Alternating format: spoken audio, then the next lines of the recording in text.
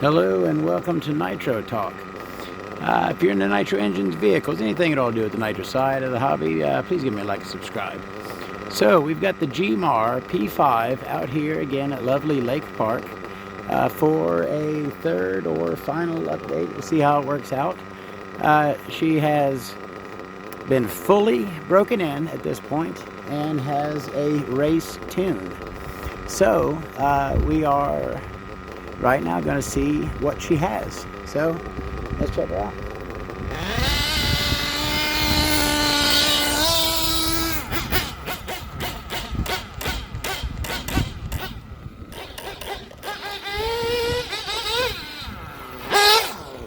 Now the track is very dry and therefore I'm not getting really good traction.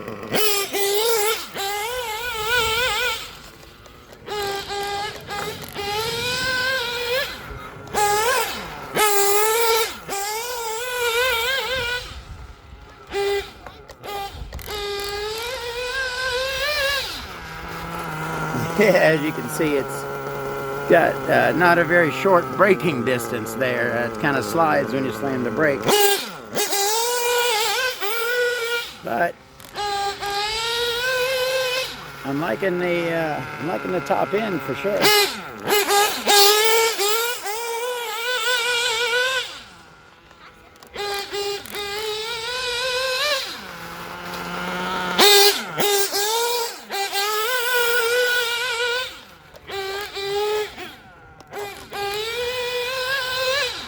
Sounds pretty good.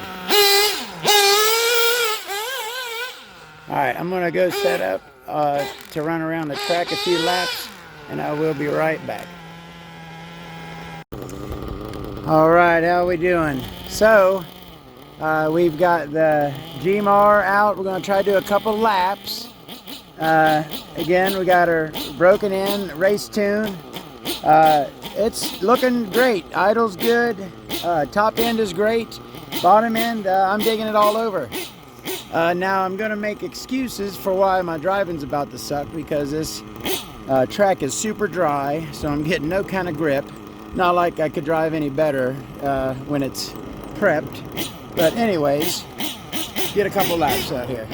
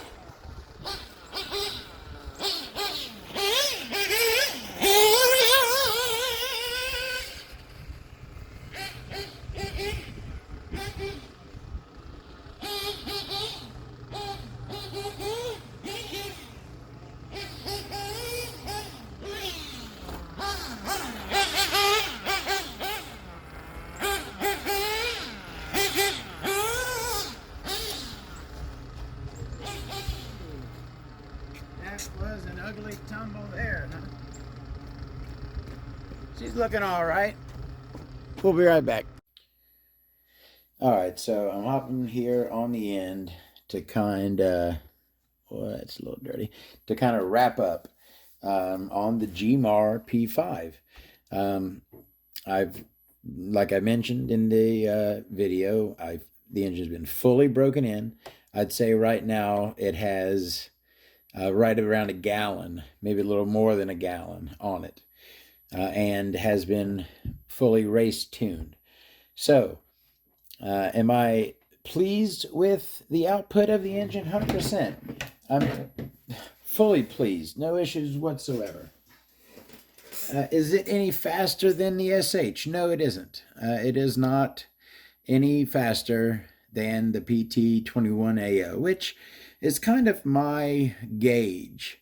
It's an engine that you can get very easily for around $180. They're widely available, plenty of them in stock. Normally, I actually haven't looked recently, but they have been for a long time. So that's kind of my go-to race engine right now. The Gmar, I wanted to try something different.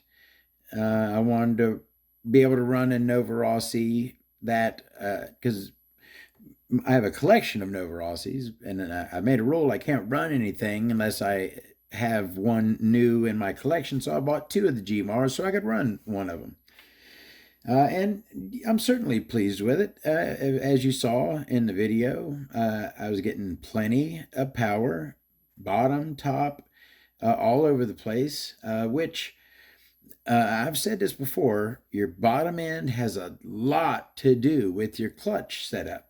I've figured out how I like my clutch, and I get great performance out of my engines. I feel that my engines run great. So anyways, that's the Gimar P5. I took the head off here. I always, after a track day, I always kind of like to take the cooling head off and just, see what's going on. Different fuels are going to give you different levels of, like carbon deposits. Certain fuels will even leave a tint from the tint that's in the fuel. Sometimes you'll get a blue or a red tint on your metal. I'm running right now the VP in the can, which I like. I like it. It's not a colored fuel. It's a plain. That's kind of a look down in the combustion chamber. Like I said, it has about a gallon on it, and I have not cleaned it since starting to run it. I mean, that's, like I said, that's about it. Yeah, you got to see how it runs.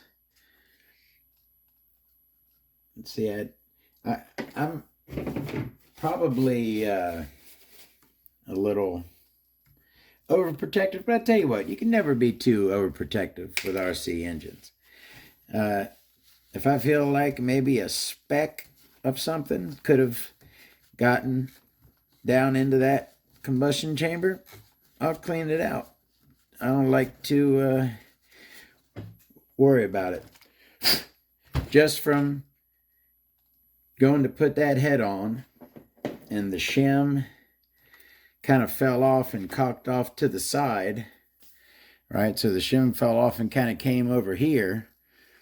So there's an O-ring there to protect from dirt, but if that shim touched outside of where the O-ring is, got a little speck of sand or dirt on it, I don't want to bring that into the combustion chamber. So I'll clean out that, clean off the shim, make sure no specks of sand inside my engines. They do not belong there, so they do not go.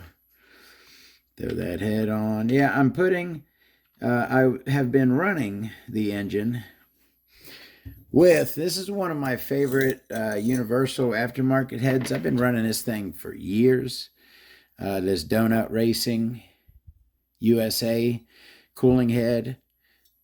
Fits on all Novarossis, most big blocks. It's your most common bolt pattern.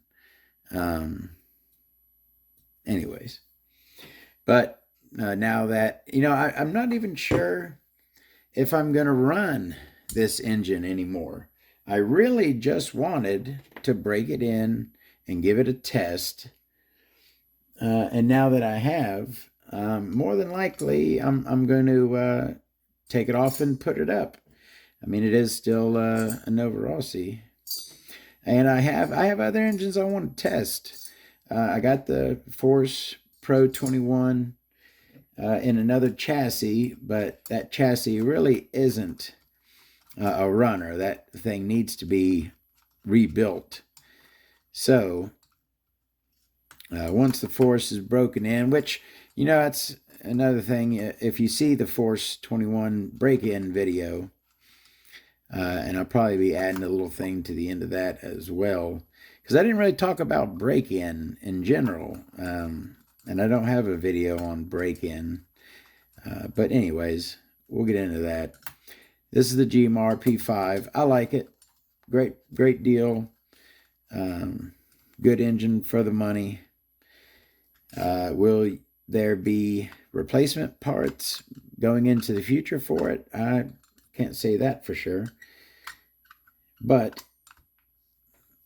anyways, I think I've said enough. I like the Gimar P5. Great power, bottom, top, all around. I think you could see in the videos. And I'm running a 14-tooth clutch bell on here. For those of you who are familiar with the Hyper 7, the stock clutch bell on most of them, some I think maybe one or two, like the PCR may have had a different stock clutch bell, but most of the Hyper 7 series came stock with 13-tooth clutch bells. All right, that's the Gimar P5. How many times am I going to say it? Y'all have a great day. We'll see you next time.